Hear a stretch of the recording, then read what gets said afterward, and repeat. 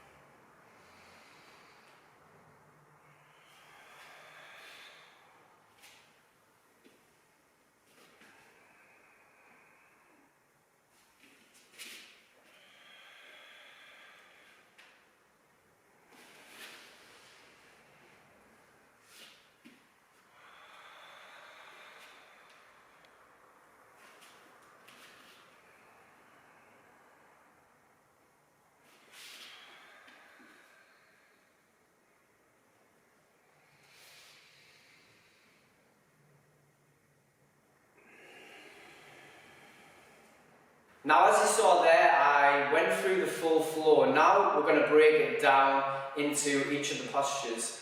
The first posture always starts 1 foot away from the front of the mat. So take 1 step back from the front of the mat, and that'll make more sense as we go through, because you need that space when you go into the Ashtanga Namaskara, the 8 limb pose. Both feet together. Ankles pinned in towards each other, you're squeezing your bum, you're tucking underneath, so we're setting this intention for good posture straight away. Drawing back the shoulders, chin in, lengthen up through the spine. Fingers together, thumb towards the heart center, and then bring the elbows up. Alright, so you're bringing the elbows up so the arms are parallel to the floor. Now this is called Pranayama, got a prayer position. And then we raise into the sky with both hands into Hasta Uttanasana. We go up with the hands into the sky. So we're in Hasta Uttanasana there.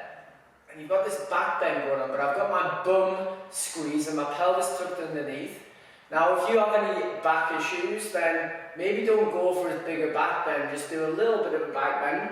And then we start to transition into this forward fold position, Padastasana. I push my bum out, both of my hands come together, fingers are still locked together, and I create this flat back position. As soon as you start to feel this tension through the back of the hamstrings, this pelvic tilt forwards, then you can allow your hands to come down to the floor and flex through the spine. Now if you have any prolapsed discs or any disc issues, then maybe try and stay away from this forward fold. And now when I'm in this forward fold position, Padastasana, I push my knees back. You keep the slightest of bends there. So it's not fully locked out. Like in any of the poses, we always want to have that little bit of a bend, which allows us to use muscular strength rather than using the full range of the joint and locking it into place. So let the fingertips go really light. If you can't bring your hands down to the floor, it doesn't matter if you're up here, alright? Or if you're up towards your knees. You know, we've all got these different limitations in regards to our flexibility. Now it's important that we breathe down when we're here. Breathe down into the position, allow ourselves to fold into it. And if you can get your hands to the floor, then maybe pull your head up towards the knees. Even if you've got your hands onto your knees or your shins, pull the head in, you get this huge stretch through the whole of the back body there, and you get more out of it.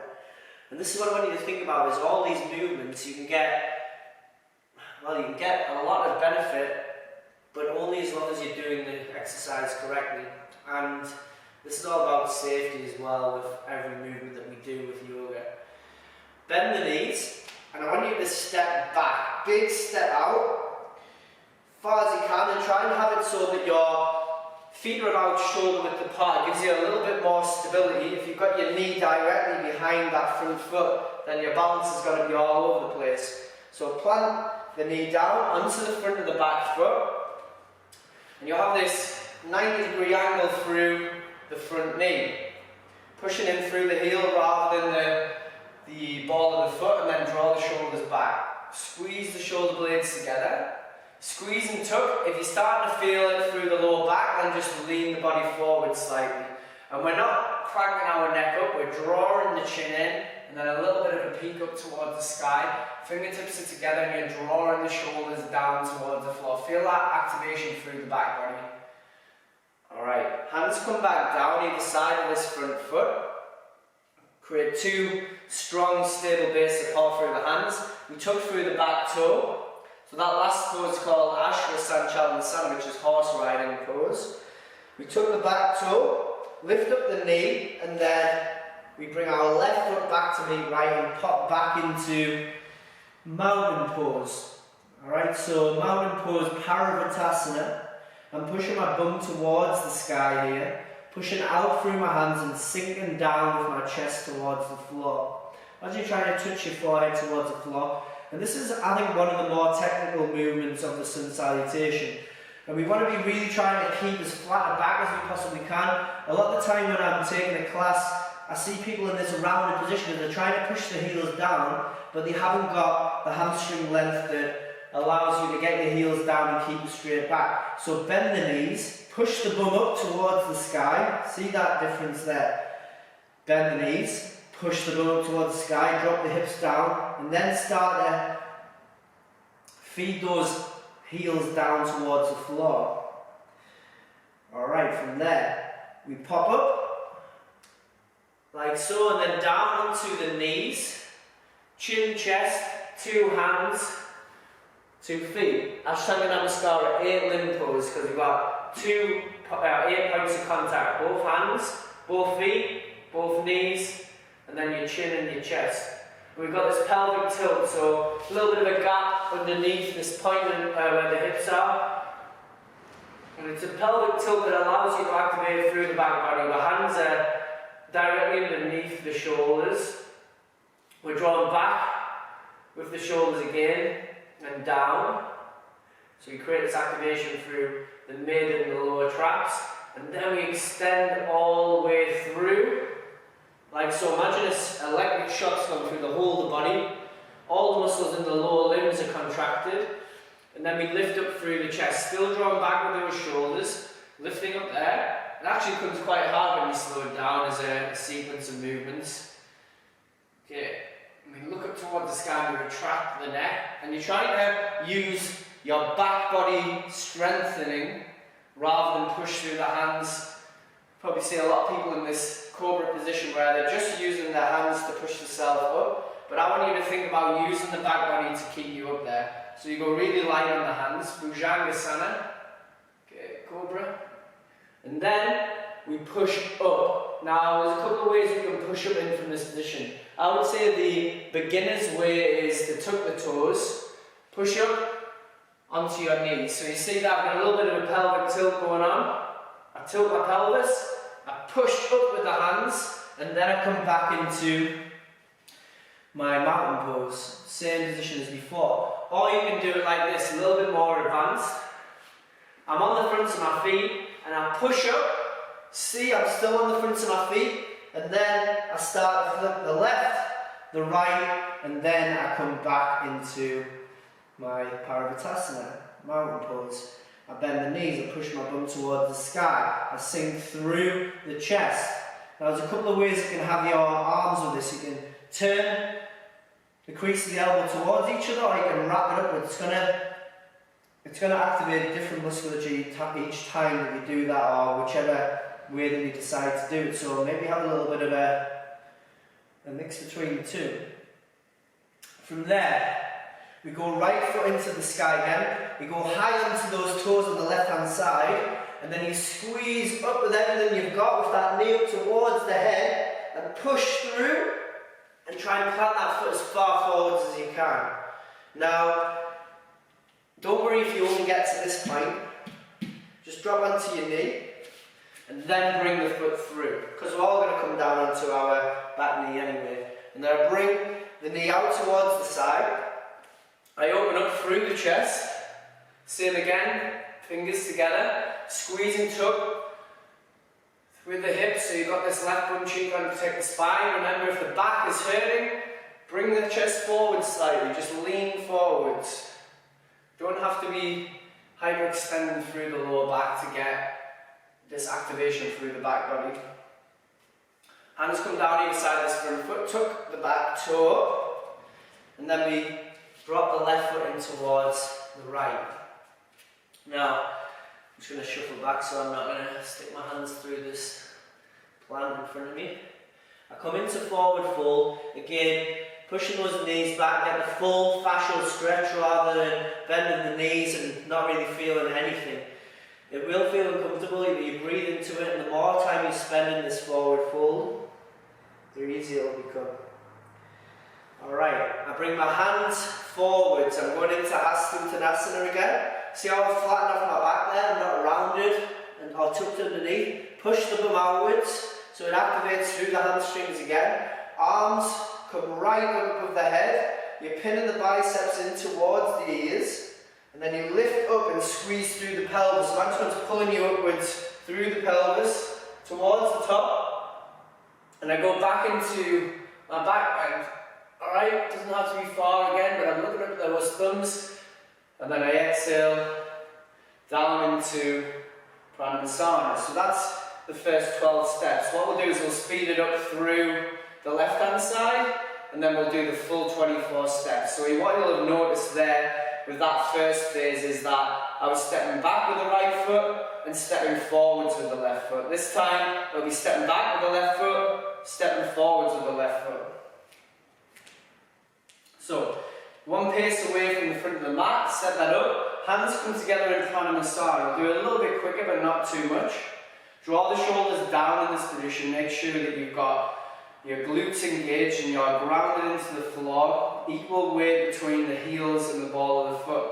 Rise up into the sky, both hands into Hastasana, look up towards the thumbs, flatten off the back here, push the bum out to the rear, exhale, forward fold all the way down. Grab onto shins, ankles, or if you can get palms flat to floor, pull the head up towards the knees. And then step back with the left foot, all the weight on that right foot there. Drop the back knee, and then come onto the front of the back foot. Open up through the chest, squeeze the back bum cheek. We go into Sun Salutation. You have a deeper lunge here, so you see here, it's not a 90-degree angle. Just depends on your flexibility. Again, I'm able to open up through the side quite well, so it allows me to get in deeper into the stretch. I squeeze back with the shoulders, look up towards the sky, squeeze that back bum cheek as well, and then both hands come down either side of the front foot. I frame that front foot, I tuck the back toe, right foot comes back in line to meet left. Bend those knees if you need to, and push the head towards the mat. Pushing the bum into the sky. Good. Arch up, then down onto the chest. Ashtanga Namaskara. When you're doing that, if that's too hard for you and it takes a fair bit of upper body strength, just come onto your knees and then just come down into that position. Alright, draw the shoulders back again. Peeking up towards the front of the mat. Extend everything through into Bhujangasana, into Cobra. Let's go for the beginner way that we did. Tuck the toes, push up onto the knees and then back into Paravatasana, into mountain pose. Breathe out. Start bringing the breath in a little bit now. Left foot into the sky, left foot as far forwards as you can. Remember, you can go onto your knee, bring that foot forwards if you want. Go onto the back, or the front of the back foot. Open up through the chest, hands down through the sides. Look up to the sky. Inhale. Both hands come either side of this front foot. Tuck the back toe. Right foot comes up towards the left forward fold there. Draw the head down towards the shins. I don't really can't touch. Bend the knees, flatten off the back, straighten up those arms as far as you can up towards these. See how much of a flat position I've got from the bum all the way to the fingertips. Squeeze up through the glutes, tuck underneath the pelvis to protect the spine, and then exhale down into Pranayama. There you go. Now we're going to start working with the breath, and we're going to do all 24 steps. So right back. Right forwards, left back, left forwards. Hands come together in Pranayama. Inhale up to top. Look at the thumbs. Exhale, push the bum out. Arms directly above the head. Hastanasana. Exhale down into this forward fold position. Padastasana. Step back with the right foot. Big step out, back knee hits the floor. Inhale up as you draw the shoulders back. Exhale, both hands down, tuck the back toe, left foot comes back to meet right into Padastasana. Your full exhale there. Let's take another inhale and exhale before we go into the next part. Inhale. Exhale, draw those heels down. Okay, we go down, drop down onto chin, chest, hands, knees and feet. And we inhale into Bhujangasana, into Cobra. Then we exhale into Padastasana again, or Paravatasana. From there we raise the right foot into the sky, right foot comes in between the hands.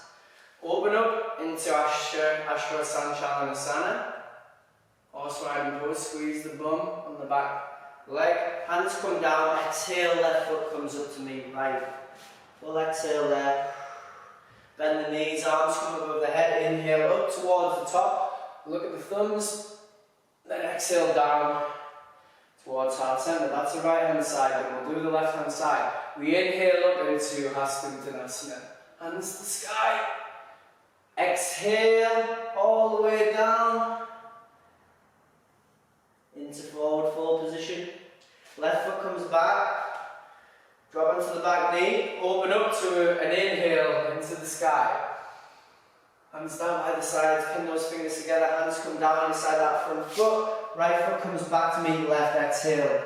Again, we'll spend one more inhale and exhale there. Inhale. Exhale, sink through the chest. Up onto the toes. Chin down, chest down. Ashtanga Namaskara. Lift up, inhale into Cobra. Peel up, exhale into your mountain pose. Left foot comes into the sky, left foot in between the hands, drop the back knee, open up through the chest, sink through the hips, inhale. Both hands down inside the front foot, exhale, forward fold.